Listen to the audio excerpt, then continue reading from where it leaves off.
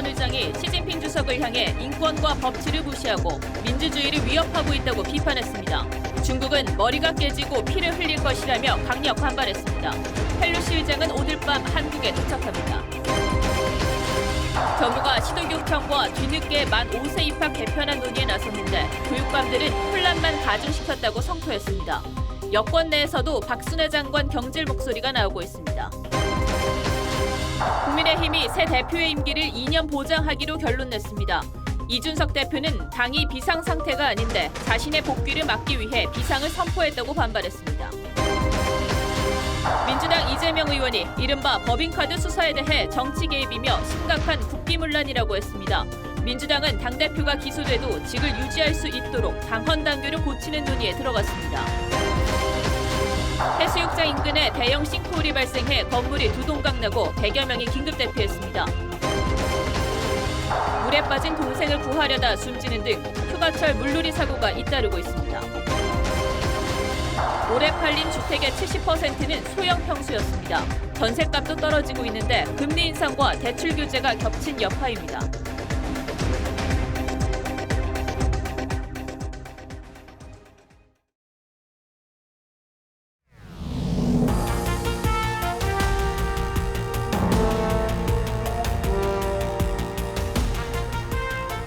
시청자 여러분 안녕하십니까? 뉴스9의 신동욱입니다.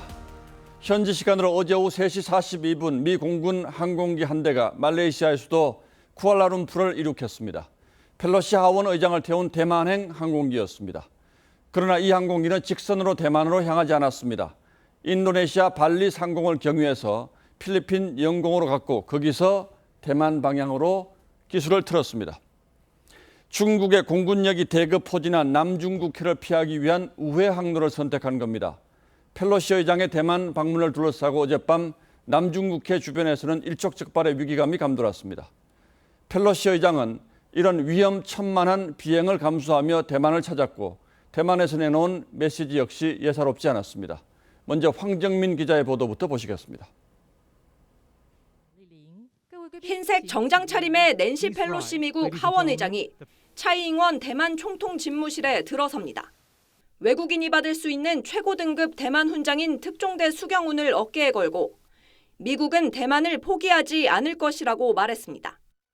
America's determination to preserve democracy here in Taiwan and around the world remains ironclad. 25년 만에 미 하원 의장 방문에 차이잉원 총통은 펠로시 의장은 대만의 가장 굳건한 친구라고 화답했습니다. 续且刻意升高的军事威胁，台湾不会退缩，会坚定维护国家主权，坚守民主的防线。 펠로시 의장은 어젯밤 대만에 도착하자마자 낸 성명에서 시진핑 중국 국가주석을 겨냥해 인권과 법치를 무시하고 있다고 강하게 비판했습니다. 대만의 민주주의는 존중돼야 한다며 중국의 반발에도 방문을 강행한 이유를 밝혔습니다. 미 백악관도 중국 주권 침해가 아니란 입장을 분명히 했습니다. This trip was the Speaker's decision, and Congress is an independent branch of government. You all know that. 대만 의회를 방문해선 대만에 대한 미 의회의 확고한 지지 의사를 표하고 태난먼 사태와 관련한 반중 인사들도 접견했습니다. TV조선 황정민입니다. 중국은 즉각 대만에 대한 경제 제재에 돌입했습니다. 대만을 둘러싼 군사적 압박 강도도 최대 한도로 끌어올렸습니다. 남중국해를 비롯한 대만 주변 4개 해역에서 동시에 군사훈련에 들어갔습니다. 이에 맞서 미국은 최신의 해군 전력을 총동원해 펠로시 의장의 동선을 지켰습니다. 펠로시 의장이 대만에 도착한 뒤에 중국은 심야에 미국 대사를 초치해서 강력하게 항의하기도 했습니다. 이어서 최원희 기자가 보도합니다. 한밤중에 전투기가 발진하고 장갑차들이 줄지어 이동합니다. 내일부터는 사흘간 대만을 완전히 에워싸는 6개 구역에서 실탄 사격을 동반한 군사훈련까지 진행됩니다. 지난 1996년 3차 대만 해협 위기 때보다 대만 본토와 더 가까운 영역입니다. 다만 펠로시 의장이 대만을 떠난 뒤여서 직접적인 충돌은 피했다는 분석이 나옵니다. 군사적 충돌로 가는 것은 원치 않은 상황입니다. 그럼에도 불구하고 우리는 군사적 조치를 포함한 어떤 조치도 취할 수 있다라는 단호함을. 중국은 어젯밤 펠로시 의장 대만 도착 직후 주중 미국 대사를 한밤중에 불러들여 항의했고 오늘도 있는 조치들을 다 하겠다며 강하게 반발했습니다. 왕이 외교부장은 중국의 통일 대업을 방해하려는 환상을 품지 말라며 반드시 머리가 깨져 피를 흘리게 될 것이라고 강경 발언을 쏟아냈습니다. 这是一场彻头彻尾的闹剧。美方打着所谓民主的幌子，在干着侵犯中国主权的勾当。 중국은 오늘부터 대만에 대한 천연모래와 감귤류 등 수출입을 금지하며 경제 보복 조치에도 나섰습니다. TV조선 최원희입니다. 펠로시 의장의 대만 일정은 이렇게 짧았지만 강렬했습니다. 미중 갈등의 현주소를 고스란히 드러낸 역사적 사건으로도 남게 됐습니다. 하루 남짓 대만 방문 일정을 끝낸 펠로시 의장은 조금 전 오산 미군 기지에 도착했습니다. 당장은 김진표 국회의장 면담만 잡혀 있고 윤석열 대통령을 만날 일정은 아직 없다는 게 대통령실의 설명입니다. 펠로시 의장의 한국 일정은 권은영 기자가 취재했습니다. 중국이 영유권을 주장하는 남중국해 항로를 피해 대만에 도착한 펠로시 의장은 통상 비행하는 동중국해를 지나 오늘 밤 9시쯤 오산 미군 기지로 들어옵니다. 내일 펠로시 의장은 김진표 국회의장과 회담한 뒤 공동 기자회견을 할 예정입니다. 미중 갈등의 뇌관인 대만을 방문한 직후의 방한인 만큼 반도체 동맹 강화를 통해 우회적으로 대중 압박을 가할 수 있다는 관측이 나옵니다. When you say that I'm a good friend of Taiwan, I take that as a great compliment. 사드 산불 요구를 비롯해 중국의 압박이 커지는 만큼 중국에 대응하는 한미 공조 체계를 부각하려는 것으로 읽힙니다. 대통령께서 중국에 강한 목소리를 내오셨는데 이 미중 갈등이 격화된 현 상황에서 상당히 곤혹스러울 수도 있습니다. 외교적 시험대에 올랐다고 볼 수 있습니다. 이날 회담엔 양당 원내대표와 외통위 의원들도 함께 참석할 예정인데 권성동 원내대표 측은 펠로시 의장의 대만 방문 등 행보를 지지하는 발언을 준비 중인 것으로 알려졌습니다. 펠로시 의장은 이번 아시아 순방에서 말레이시아, 대만, 일본 정상과 연이어 만남을 가지지만 휴가 중인 윤석열 대통령과의 접견은 이루어지지 않을 것으로 보입니다. TV조선 권은영입니다. 미중 갈등이 심각하긴 합니다만 중국이 왜 이렇게 강경하게 나오는지를 이해하려면 낸시 펠로시 하원 의장이 어떤 인물인지 따져보지 않을 수 없습니다. 자, 홍혜영 기자, 펠로시 의장은 미국 내에서도 아주 대표적인 반중 인사로 알려져 있죠. 뭐 특별한 악연이 있습니까? 네, 올해 82살의 펠로시 의장은 중국의 인권과 민주화 운동을 오랜 세월 지지해 왔습니다. 예. 시작은 30여 년 전으로 거슬러 올라가는데요. 바로 테나먼 사태입니다. 당시 경력 2년의 하원 의원이었던 펠로시 의장입니다. That is to say that this situation is intolerable. First of all, the massacre was shocking to us as was to everyone in the world. 아주 젊었을 때 모습이긴 합니다만 상당히 결연한 모습인데 그 뒤에 아주 상징적인 사건이 있었죠. 네, 2년 뒤인 1991년 베이징을 방문한 펠로시 의원은 호텔을 몰래 빠져나가 테나먼 광장에서 돌발 행동을 합니다. 예. 들고 있는 현수막을 보면 중국의 민주주의를 위해 숨진 이들을 위하여라고 쓰여 있습니다. 바로 테나먼 사태 희생자들을 가리킨 겁니다. 예, 뭐 당시만 해도 아주 이런 문제가 중국으로선 예민했고 중국 입장에서는 절대 건드려서는 안 되는 영린을 건드린 셈이 됐군요. 네, 당시 중국 공안은 펠로시 의원을 구금했습니다. 이때부터 펠로시 의장은 베이징의 페르소나 논 그라타, 즉 외교적으로 기피하는 인물이 됐습니다. 예, 이해가 됐습니다. 그때 그 악연이 지금까지 쭉 이어져 온 거고요. 네, 1997년 장점인 당시 중국 국가주석이 워싱턴을 방문했을 땐 이 만찬장 밖에서 장 주석을 폭군이라고 부르면서 항의 시위를 했고요. 예. 또 중국 입장에서 눈엣 가시인 달라이라마와도 아주 가깝습니다. 2015년엔 직접 티베트에 방문하기도 하죠. 또 홍콩 민주화 시위가 있었던 2019년과 2020년에는 시위대 지도부를 만났습니다. 그런가 하면 중국의 인권 탄압을 이유로 2008년 베이징 하계올림픽과 지난해 동계올림픽에 보이콧을 주도하기도 했습니다. 중국이 왜 이렇게까지 민감하게 반응하는지 이해가 됐고 또 펠로시 의장의 어떤 정치적 소신 견해도 상당히 강하군요. 네, 당초 백악관도 펠로시 의장의 대만 방문을 부담스러워했던 건 사실입니다. 그런데도 펠로시 본인이 밀어붙였는데요. 미국의 정치 전문 일간지인 폴리티코는 이 백악관이 좋아하든 싫어하든 펠로시는 대만 방문을 통해 세계 무대에서 자신의 경력을 마무리하고 싶어한다 이렇게 분석했습니다. 그렇다면 미국 내 여론은 어떻습니까? 네, 반중 정서가 강해지면서 미국 내에서는 꽤 지지를 받고 있습니다. 특히 11월 중간 선거를 앞두고 민주당의 지지율을 끌어올리는 게 펠로시로서는 절실했을 겁니다. 중간 선거에서 민주당이 하원을 뺏겨버리면 아마 자기 자신의 위치도 흔들릴 수 있기 때문에 그런 점에 있어서는 국내 정치적인 필요성에서는 중국도 시진핑 주석의 3연임을 앞두고 있는 정치적으로 아주 예민한 시기인데 하필 이런 시기에 펠로시 의장이 대만에 간 이유는 뭡니까?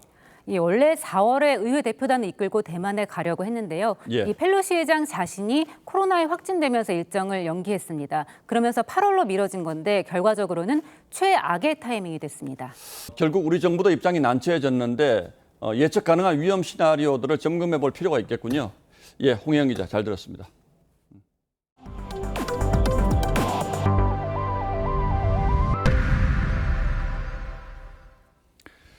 초등학교 입학 연령을 만 5살로 낮추겠다는 계획이 예상 외의 큰 반발에 부딪히자 대통령실이 나서서 사실상 철회한다는 입장을 어제 밝힌 바 있습니다. 그러면서도 완전한 포기는 아니고 앞으로 충분한 공론화를 통해서 의견을 모으겠다는 뜻이라고 사족을 달았습니다. 박순애 교육부 장관이 오늘은 시도 교육감들을 만나서 사정 설명을 했지만 반응은 냉담했습니다. 윤수영 기자가 취재했습니다. 2학기 학사 운영을 논의하기로 했던 시도교육감 간담회 안건에 교육부가 급하게 학제 개편안을 추가했습니다.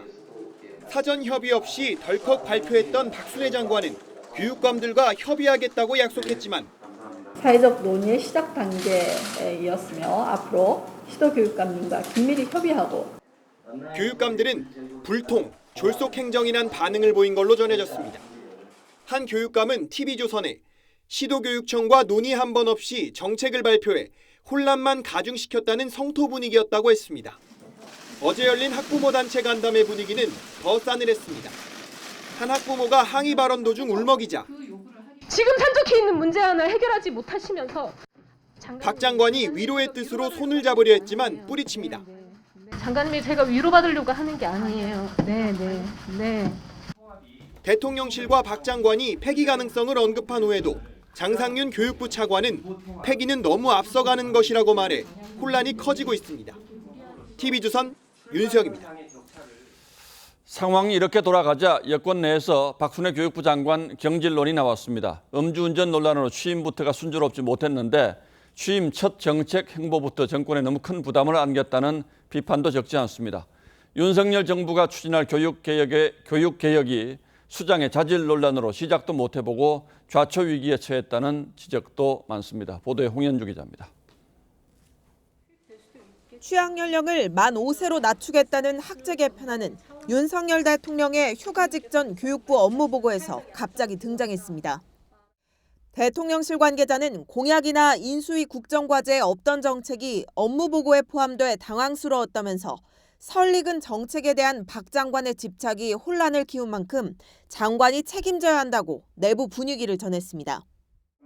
원구성 지연으로 청문회 없이 임명된 박 장관은 만취운전 이력에 논문 자기 표절 의혹 등으로 후보자 지명 직후부터 야권의 사퇴 압박에 시달렸습니다. 자기 표절로 연구 부정 판정을 받았고 해당 학회지로부터 투고 금지 처분을 받았습니다. 도덕성 논란에 정책 능력 부족까지 불거지면서 여당에서도 경질 주장이 나왔고 교육부 장관도 과연 자질이나 능력 면에서 국민들과의 그 소통에 대한 그 의지나 능력이 있는지에 대해서 상당히 좀 의문스럽습니다. 야당과 학부모 단체는 정책 철회와 장관의 사퇴를 재차 촉구했습니다. 윤 대통령이 끝내 품고 가야 할 이들은 우리 국민이지 함량 미달의 인사들이 아닙니다. 한편 박 장관은 지난 7월 취임 직후 일부 대학 총장들과의 간담회에서 내년 3월 대학으로 돌아갈 수 있다고 말한 것으로 알려져 또 다른 논란에 휘말렸습니다. 교육부는 비공개 간담회 대화는 확인해 줄 수 없다고 했습니다. TV조선 홍현주입니다.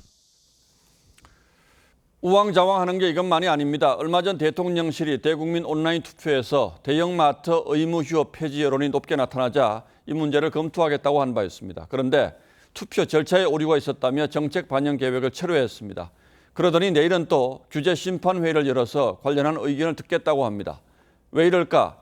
최근 정책 혼선 문제로 국민들의 질타를 워낙 많이 받다 보니 충격이 컸을 거란 짐작만 할 뿐이죠. 장윤정 기자가 취재했습니다. 왕복 8차선 도로를 사이에 두고 대형마트와 맞은편에 있는 서울의 한 전통시장. 상인들은 정부가 온라인 투표로 대형마트 의무 휴업 폐지 여부를 결정하려던 것을 두고 날선 반응을 보였습니다. 소상공인을 전혀 무시하는 처사로 저는 생각을 하고 있고요. 악한 말로 좀 짜고 치는 대형마트에 짜고 치는 고소비 아닌가. 투표 자체가 무효가 된 건 반가운 일이지만 오락가락 정책 역시 소상공인에겐 불만입니다. 잘 해오다가 갑자기 또 이러는 것은 조금 의아심도 가고요. 자꾸 정책이 이랬다 저랬다 하면은 재래시장은 너무 힘들어요.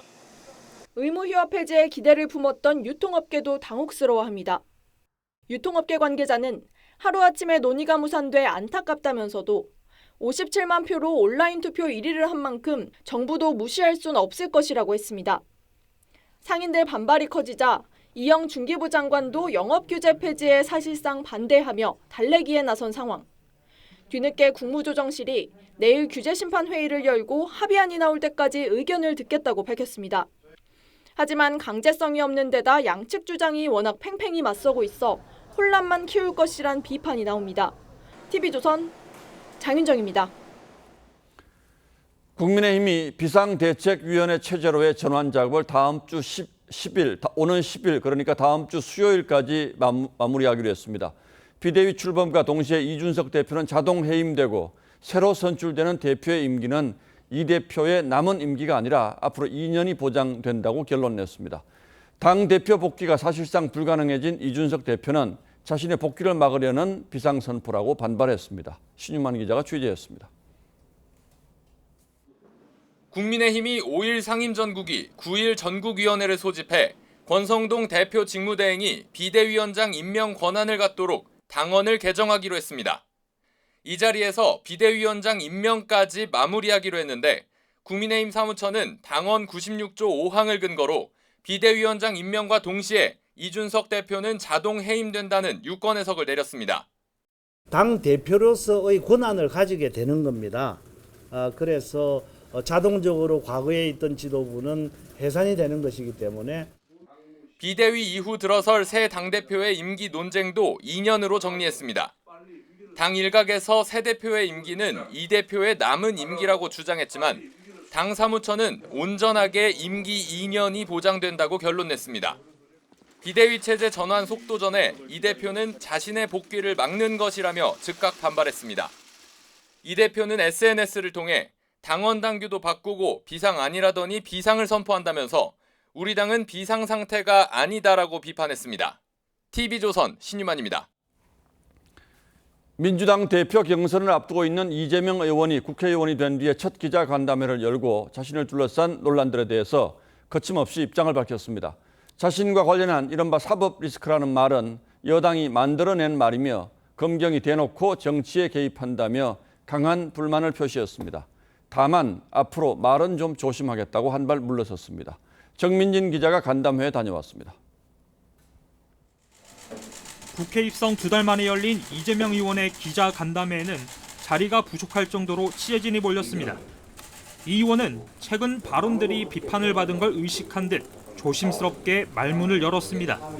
오늘 제가 무지하게 표현을 조심하고 있습니다. 이 의원 욕하는 플랫폼 발언에 대해 어제는 침소 봉대한다며 불쾌했지만 당내 민주주의를 해친다는 비판으로 번지자 결국 사과했습니다. 재밌자고 얘기를 조금만 삐끗하면 그걸 가지고 침소봉대를 해가지고 재미있으라고 좀 하는 이제 그런 좀 과장된 표현 이런 것들이 문제가 자꾸 되고 있어서 앞으로는 좀 더 신중하도록 하겠습니다. 당내에서 제기된 사법 리스크 논란에 대해서는 표현 자체가 유감스럽고 서글프다고 했습니다. 특히 경찰이 부인 김혜경 씨의 법인카드 부정 사용 의혹에 대해 이달 중 수사 결과를 내놓겠다고 한 데에 대해서는 국기문란이라며 날선 반응을 보였습니다. 8월 중순까지 수사를 끝내겠다 이런 보도를 제가 봤는데 대놓고 정치 개입을 하겠다는 것 아닙니까? 이 의원은 인천계양에 셀프 공천됐다는 박지원 전 비대위원장의 폭로에 대해서는 답하지 않고 자리를 떴습니다.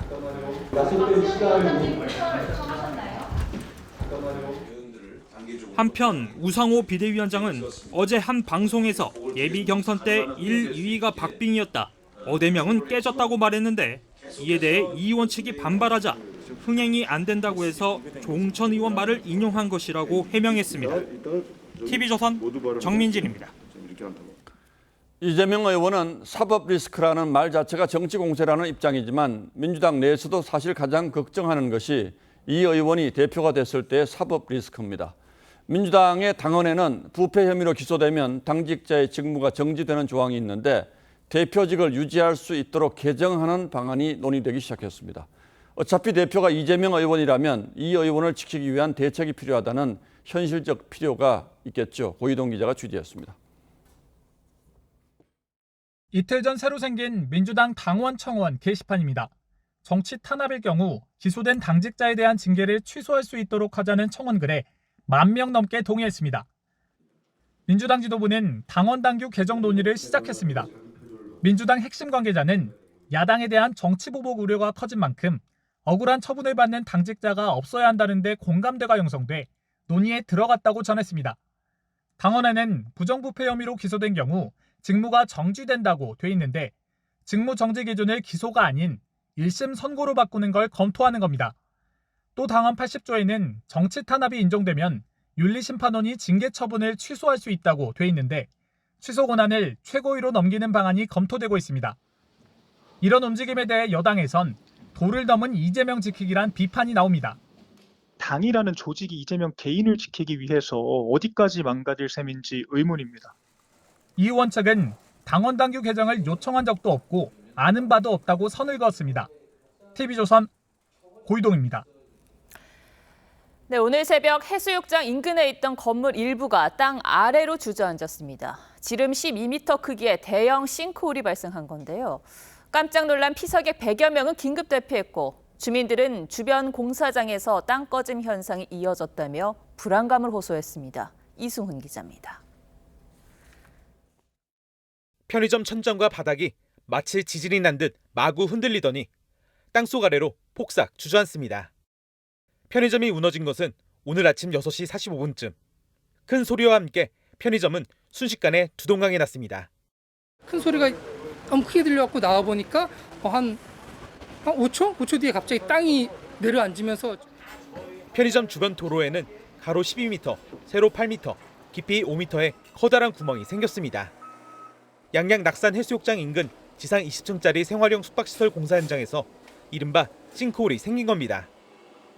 이 싱크홀의 추가 붕괴가 우려되면서 인근 숙박업소에 머물던 투숙객 등 100여 명이 대피하는 상황도 벌어졌습니다. 이 사고로 일대 10여 개 상가와 숙박시설도 모두 문을 닫았습니다. 당일 예약부터 해서 다 지금 예약 취소되고 환불을 할 예정이고요. 피해액은 정확히 아직 산정을 안 해봤지만 피해액은 많을 것 같고요. 문제는 이 같은 땅 꺼짐 현상이 처음이 아니라는 겁니다. 인근 주민들은 지난해 6월 신축 공사가 시작된 뒤 땅 꺼짐 현상이 10여 차례 있었다며 불안감을 호소합니다. 이게 한두 번이 아니었었어요. 지금 싱크홀 난 게 한 6, 7번 정도 났었거든요. 조금 말이 많았었어요. 저 불안해서. 양양군은 정확한 원인 파악과 함께 공사 현장 안전조치 미흡 여부도 조사 중입니다. TV조선 이승훈입니다. 물에 빠진 동생을 구하려다 또 아내를 구하려다 급류에 휩쓸려 사고를 당하는 안타까운 일이 잇따르고 있습니다. 특히 계곡은 소나기에 갑자기 물살이 빨라지고 수심이 깊어질 수 있어서 주의해야 하고 구조할 때는 꼭 도구를 이용하라고 전문가들은 조언합니다. 노도일 기자입니다. 전남 구례의 한 계곡입니다. 물에 빠진 동생을 구하기 위해 계곡물에 뛰어든 20대 여성을 찾고 있습니다. 둘이서 놀다가 한 명이 빠지니까는 걔를 또 구하려다가 또 걔는 다리가 걸려버리고. 20대 여성은 바위 틈에 끼인 채 발견돼 병원으로 옮겨졌지만 끝내 숨졌습니다. 어제 아침 9시쯤 경기 가평의 한 계곡에서도 30대 남성 B씨가 물에 빠진 부인을 구하려다 급류에 휩쓸려 숨졌습니다. 비가 오며 물살이 강해진 탓에 B씨는 입수 지점에서 500m 가까이 떨어진 이곳에서 발견됐습니다. 물살이 없는 쪽이야. 비 올 때는 이거 어쩔 수 없지. 원래 이틀만 지나면 우리 상분해가 확 줍니까. 전문가들은 물에 빠진 사람을 발견하면 당황하지 말고 주변에 있는 장대나 튜브 등을 이용해 구조하라고 조언합니다. 직접적인 접촉보다 불용물을 주라고 해요. PT병이나 튜브나 뜰 수 있는 거 있잖아요. 행정안전부는 여름철에는 대기 불안정으로 인한 폭우가 내리는 경우가 많아 물놀이 전 일기예보를 확인하고 안전수칙을 잘 지켜달라고 당부했습니다. TV조선 노도일입니다. 대낮에 길을 가던 40대 부부가 흉기에 찔려 중태에 빠지는 사건이 발생했습니다. 용의자는 피해자의 차를 타고 100km를 도주하다 경찰에 붙잡혔습니다. 박건우 기자입니다. 흰색 SUV 차량이 골목길에서 빠져나와 큰 길로 달려나갑니다. 1시간 20분 뒤 이 차량은 대전으로 가는 고속도로 구간에서 경찰과와 대치를 벌입니다. 오늘 낮 12시쯤 전북 정읍의 한 골목길에서 40대 B씨 부부를 흉기로 찌르고 달아난 용의자 차량입니다. 호출 있었다는 거 지킨다고 못하는 거고 뭐 비명소리가 나가지고 순식간에 피습당한 B씨 부부는 크게 다쳐 병원으로 이송됐지만 생명이 위독한 상태입니다. A씨는 흉기를 휘두른 뒤 차를 타고 고속도로로 빠져나갔습니다. 용의자는 피해자 B씨 소유의 차량을 타고 도주했습니다. 경찰은 1시간 반 가까이 추격전을 벌인 끝에 사건 현장에서 100km 떨어진 고속도로 항복판에서 50대 용의자를 붙잡았습니다. 당시 경찰과 대치하던 용의자는 차 안에서 자해소동을 벌이면서 주변 도로가 30분가량 정체를 빚기도 했습니다. 정체를 유발시켜서 정찰을 시킨 다음에 제가 7, 8분 동안 대치를 했던 것 같고 경찰은 용의자가 B씨 부부와 아는 사이인 것으로 보고 정확한 범행 동기를 조사할 계획입니다. TV조선 박건우입니다. 생명의 위협을 느낀 여성이 112에 신고했지만 범행을 막지 못했다는 소식 어제 전해드렸죠. 알뜰폰으로 알려진 별정통신사라 경찰이 위치 추적을 못했기 때문인데요. 이런 사각지대가 왜 생겼는지 취재를 해보니 이런 문제점을 인지하고 보완책을 만들긴 했지만 여전히 시스템이 완성되지 않았고 업체들은 비용 문제로 손을 놓고 있었습니다. 유혜린 기자가 자세히 알아봤습니다. 지난 월요일 밤 11시 10분 112 상황실에는 다급한 목소리에 신고 전화가 걸려옵니다. 신고 전화는 피해 여성이 주소를 말하기 전에 끊어졌고 경찰이 바로 위치 추적을 했지만 피해자의 전화가 알뜰폰이어서 실패합니다. 별정업체가 야간에 그게 당직 근무하는 사람이 없어서 야간에 자료를 했을 현재 못 받는 그런 상태거든요. 경찰은 지난해부터 QR코드가 들어간 공문을 알뜰폰 사업자에게 팩스로 보내면 자동으로 통신 자료를 보내주는 QR팩스 사업을 시작했는데 아직 미완성이라 현재는 사람을 꼭 거쳐야 합니다. 통신 3사가 수사기관에 위치 정보 제공 요청에 24시간 대응하는 시스템을 갖춘 데 비해 50여 개의 중소 알뜰폰 업체들은 심야 시간대와 주말에는 인력 운용을 하지 않습니다. 법적 의무사항도 아닌데다 인건비가 들어가기 때문입니다. 법적으로 의무도 있는 것도 아니고 의무적으로 하고 말고의 어떤 부분은 없거든요. 알뜰폰 가입자 수는 1,200만 명에 달합니다. 시스템 미비와 알뜰폰 사업자의 사회적 책임 외면에 알뜰폰 사용자들은 범죄 사각지대에 놓여 있습니다. TV조선 유혜림입니다. 윤석열 정부 첫 대법관 후보인 오석준 제주지방법원장의 과거 판결이 알려지면서 논란이 일고 있습니다. 승객요금 800원을 횡령한 버스기사의 해임은 정당하다고 한 반면 유흥업소에서 85만 원 상당의 접대를 받은 검사의 면직은 과도하다고 판결한 겁니다. 여러분은 이 두 판결에 대해 어떻게 생각하시는지요? 서영일 기자가 보도합니다. 오석준 대법관 후보자는 2011년 부장판사 시절 버스 업체가 승객요금 800원을 횡령한 기사를 해고한 것은 정당하다고 판결했습니다. 중앙노동위는 금액이 적어 해고는 부당하다고 판정했지만 이를 뒤집은 겁니다. 아무리 소액이라도 기사가 받은 요금 전액을 회사에 납부하는 건 신뢰의 기본인데 이를 어겼다는 게 판결 취지였습니다. 그런데 2013년에는 사건 변호인으로부터 4차례에 걸쳐 향응 접대를 받은 검사의 면직은 과도하다고 판단했습니다. 제공받은 향응이 85만 원 정도에 불과하고 직무와 관련됐는지도 명확하지 않았다는 이유였습니다. 오 후보자는 골목상권 보호를 위해 대형마트의 의무 휴업을 강제하는 지자체의 조례는 위법하다는 판결을 내린 적도 있습니다. 법조계 일각에서는 오 후보자의 판결이 사회적 약자에게는 엄격하고 강자에게는 너그러운 면이 있다는 지적이 나왔습니다. 오 후보자는 논란이 된 판결은 국회 청문회 과정에서 성실히 설명하겠다고 답변했습니다. TV조선 서영일입니다. 해외 입국자 중 코로나에 확진된 사람이 600명으로 역대 최다를 기록했습니다. 휴가철을 앞두고 우려했던 부분이기도 하죠. 정부는 앞으로 민생 피해가 큰 거리 두기 대신 위중증과 사망률을 낮추는 표적 방역을 하겠다는 방침입니다. 박재훈 기자입니다. 작년 이맘때 썰렁했던 인천공항 입국장. 거리 두기 해제 후 첫 휴가철을 맞아 입국자들이 줄을 잇습니다. 일본에 거주하는 신연희 씨는 코로나 이후 처음으로 귀국했습니다. 지금 이 상태로 가면 너무 코로나가 더 많아질 것 같고 또 못 들어오는 상황도 있을 것 같아서 좀 어려움을 무릅쓰고 신규 확진자 11만 9,322명 중 해외 유입자는 600명으로 국내 코로나 발생 이후 최다치입니다. 이 중에는 인도나 네팔에 다녀왔다가 BA.2.75, 일명 켄타우로스 변이에 감염된 사람도 5명 포함됐는데 10살 미만 아동이 확진된 사례는 국내에서 처음입니다. 고위험군이 모여있는 요양시설 집단 발병이 늘고 있는 것도 문제입니다. 요양병원과 요양원에선 6월 마지막 주 이후 총 108건의 집단 감염이 발생했는데 60세 이상 고령층은 위중증 환자의 82.7%, 사망자의 88.5%를 차지합니다. 정부는 위중증률과 사망률이 높은 고위험군에 방역 역량을 집중 투입하는 표적 방역을 추진하기로 했습니다. TV조선 박재훈입니다. 요즘 택시 승강장에는 택시보다 기다리는 사람들이 더 많습니다. 밤에는 택시 전쟁이고요.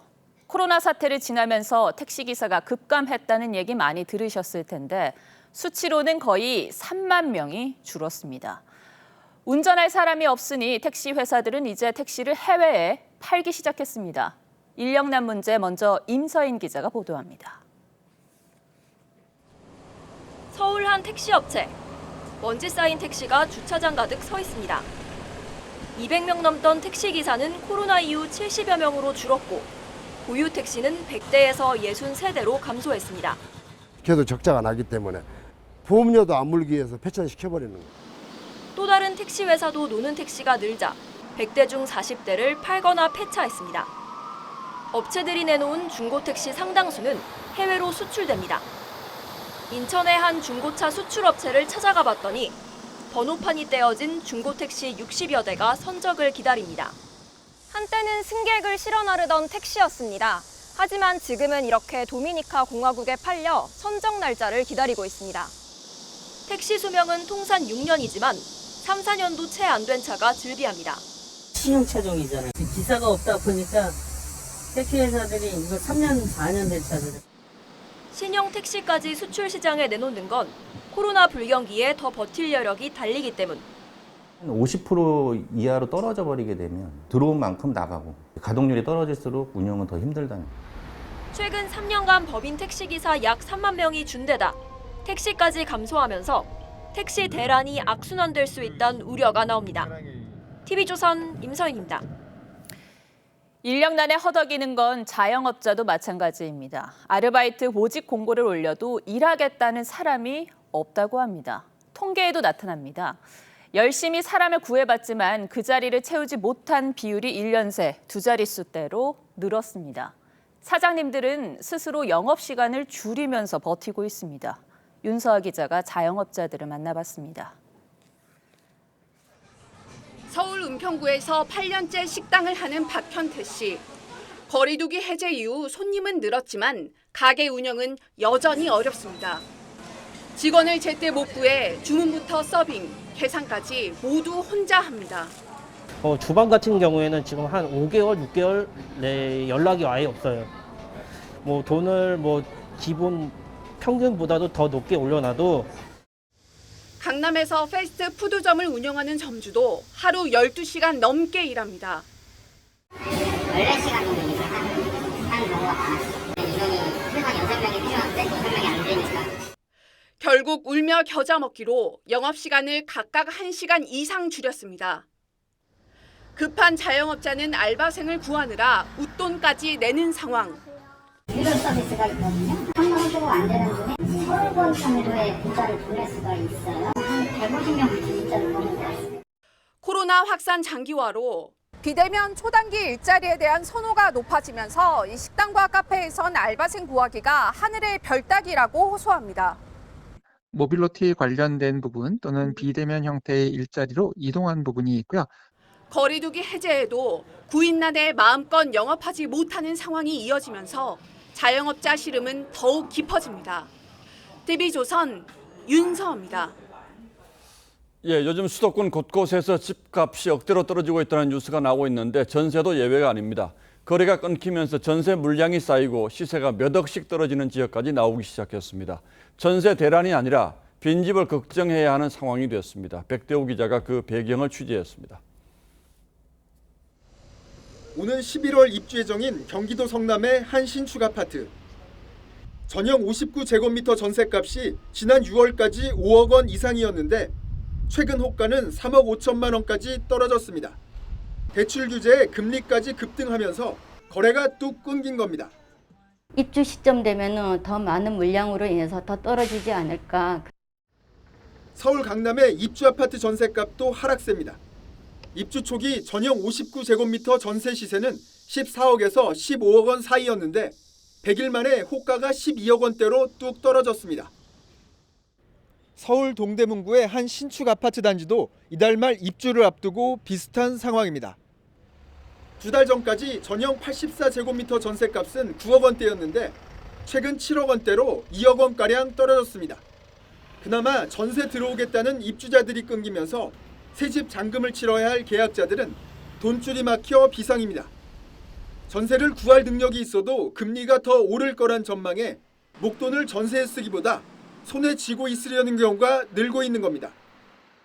임대차 입법 종료로 인한 전세 대란 가능성이 이제 낮아졌다 하는 것을 알 수가 있고요. 예상치 못한 전세 시장의 거래 절벽으로 인해 전세값 급등보다 오히려 빈집 걱정에 주택 시장에 관심이 몰리고 있습니다. TV조선 백대호입니다. 이렇게 부동산 시장의 탄력이 뚝 떨어지면서 주택 거래에서도 실수요자들의 눈길은 작은 집으로 몰리고 있습니다. 올해 상반기에 서울에서 팔린 주택 10채 가운데 7채는 소형 주택인 것으로 나타났는데 이것도 이유가 있다고 합니다. 김연아 기자가 그 이유를 취재했습니다. 서울 강서구의 한 아파트 단지. 지난해 22건 매매됐던 전용 84제곱미터형이 올 들어 3건에 그쳤습니다. 지난해까지만 해도 59제곱미터형 매매율이 낮았는데 상황이 바뀐 겁니다. 지금 금액이 중요한 게 아닐 것 같은 생각까지 들 정도로 거래가 잘 안 되고 있어요. 올해 상반기 서울에서 매매된 주택 10곳 중 7곳은 60제곱미터 아래의 소형 주택. 역대 최고치입니다. 특히 도봉구와 강서구 등 중저가 주택이 몰려있는 서울 외곽 지역에서는 소형 주택 매매 비중이 80%에 육박했습니다. 똘똘한 한 채 바람에 상대적으로 외면받던 소형 아파트가 부쩍 주목받으면서 아파트 거래에서 소형 비중은 반년 새 10%포인트 가까이 증가했습니다. 2007년 이후 최고치입니다.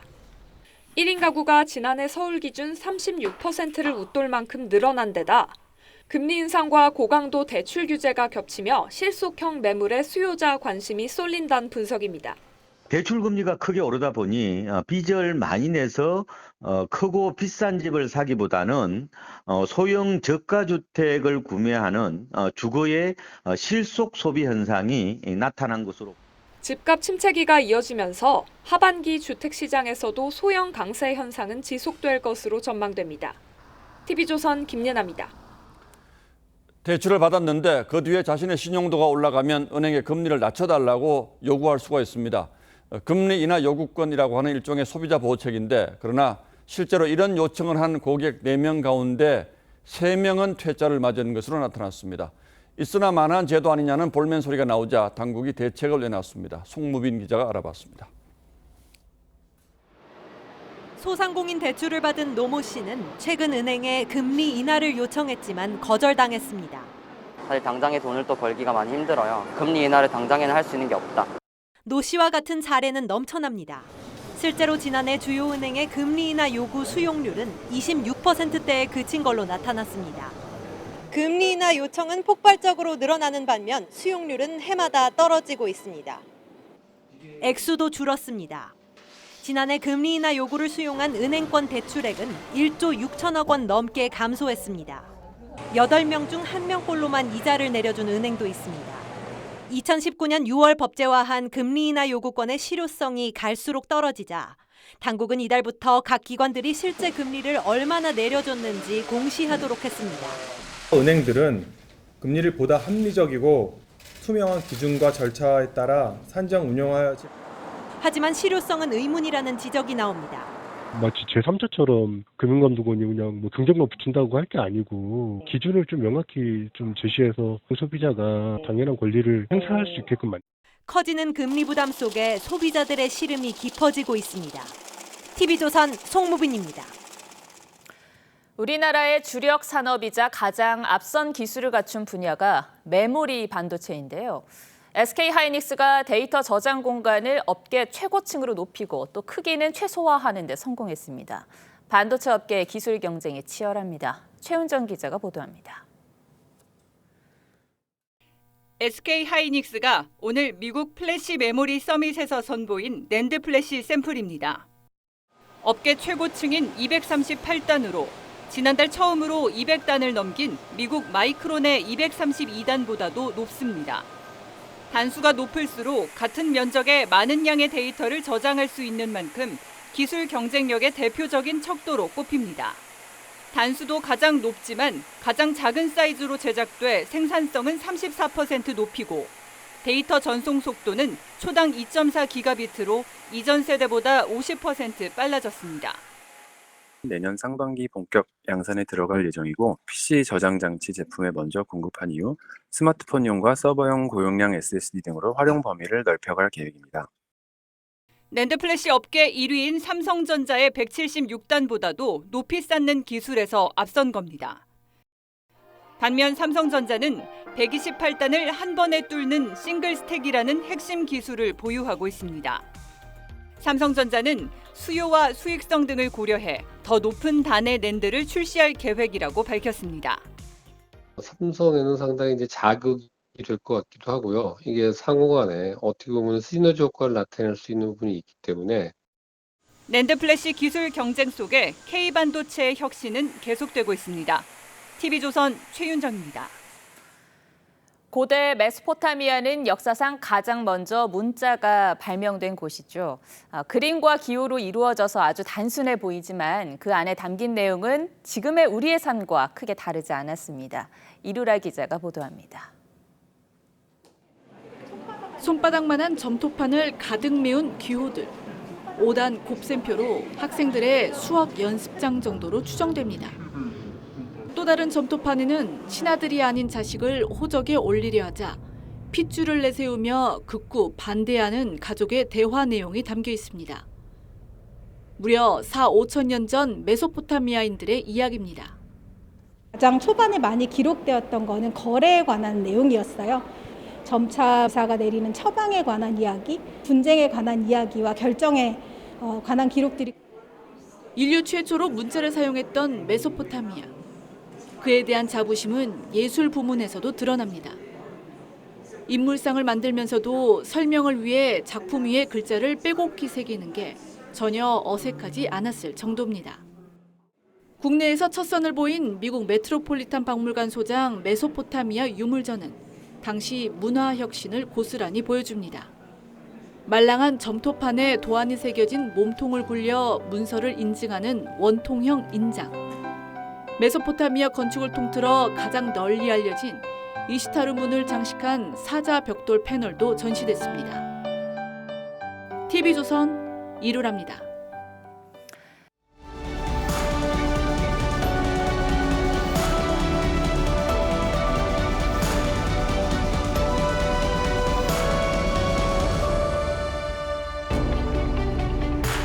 김영삼 정부 때 한보 사태 수사를 밀어붙이던 심재륜 대검 중수부장실로 전화가 걸려옵니다. 여직원이 술 취한 사람이 전화를 바꾸라고 한다고 해서 받아보니 김용태 청와대 비서실장이었습니다. 그는 몇 마디 하소연하다가 외쳤다고 합니다. 지금 각하가 울고 있어요. 아들 현철 씨 구속이 임박했다는 얘기를 전해들은 대통령의 심정이 얼마나 참담했는지 짐작할 만한 일화입니다. 김영삼 대통령은 당선 직후 처남이 교사단체 회장이 되자 물러나라고 했습니다. 몇 차례 나누어 친인척 200여 명에게 청와대 설렁탕을 대접하며 비리를 저지르면 감옥에 보내겠다고 공언도 했습니다. 그러나 정작 아들이 그렇게 될 줄은 몰랐던 듯합니다. 김대중 대통령도 대통령 주변 문제를 국민이 걱정하는 것을 잘 알고 있다며 친인척 비리 방지 법안 3가지를 마련했다고 했죠. 하지만 결국 국민에게 고개를 숙여야만 했습니다. 법사를 자처하는 전모 씨가 윤석열 대통령 부부와의 친분을 과시하고 다닌다는 의혹이 제기됐습니다. 전 씨가 정재계 인사들로부터 세무조사 무마와 인사청탁을 받았다는 얘기도 나왔습니다. 사실 여부는 전혀 확인된 바가 없습니다. 대통령실도 필요하다고 판단되면 사실관계를 확인해 조치하겠다고 밝혔습니다만 사실 여부와는 관계없이 뭔가 불안한 느낌을 떨치기 어렵습니다. 그 불안한 느낌은 이런 이유였습니다.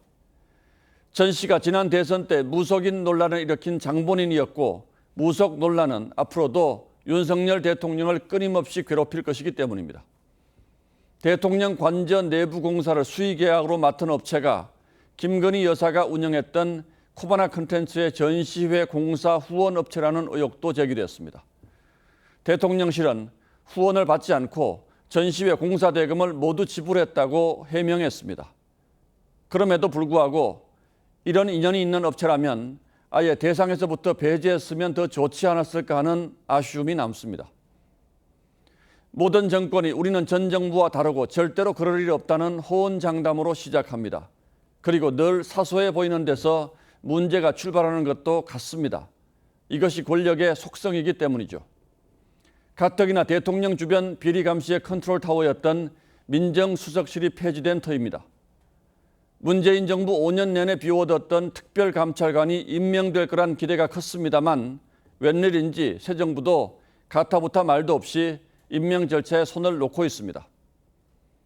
박관용 전 국회의장은 김영삼 정부 초대 청와대 비서실장이 되고 1년쯤 뒤에 김현철 씨가 모든 걸 다 한다는 소문을 들었다고 했습니다. 하지만 대통령 측근들이 극구 말려서 곧바로 보고하지 못했다고 수뢰한 바 있습니다. 처음부터 나섰다면 호미로 막을 일도 때를 놓치면 가래는커녕 포크레인으로도 감당 못하게 된 경우를 우리는 역대 거의 모든 정부에서 이미 목격한 바 있습니다. 8월 3일 앵커의 시선은 두려워해야 합니다. 였습니다.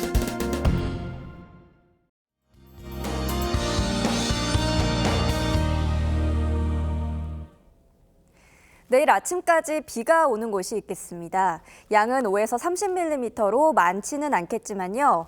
전남과 경남 지역에서는 천둥 번개가 치면서 다소 요란할 수 있겠습니다. 낮부터는 대부분 소나기가 지나겠는데요. 짧은 시간에 최고 40mm가 집중될 수 있겠습니다. 이렇게 비가 잠깐씩 내리기 때문에 습도는 높고 후덥지근한 날이 계속되고 있습니다. 폭염특보도 확대 강화되고 있는데요.